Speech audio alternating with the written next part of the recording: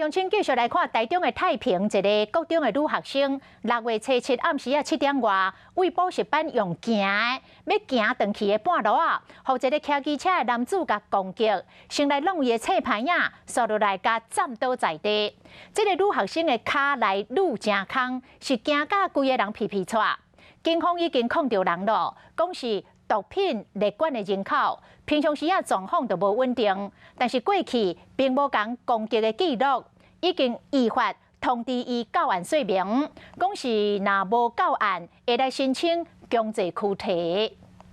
撞到第二次这样子。暗时7点，女学生伫路边行路，准备要转去，后一秒有一台机车向冲过来，甲女学生弄倒。学妹走到我们家这边的时候，那个人刻意撞她，然后学妹是要为了躲他才撞到我们家机车上，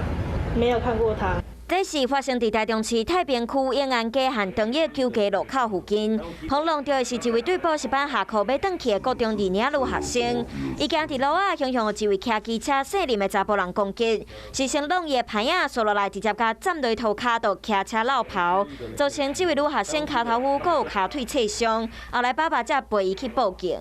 全案本所已受理在案，并已锁定涉案男子，且通知其限期到案说明。如未到案，将依法申请拘票，强制拘提到案，以厘清犯案的动机及案情。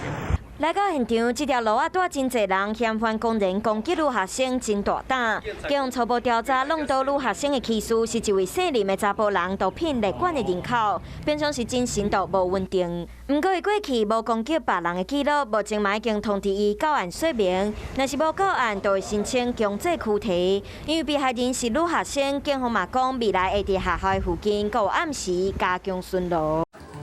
华视新闻看起来，赶快订阅我们的华视新闻 YouTube 频道，欢迎按赞、订阅、开启小铃铛，最新最及时的资讯要提供给你。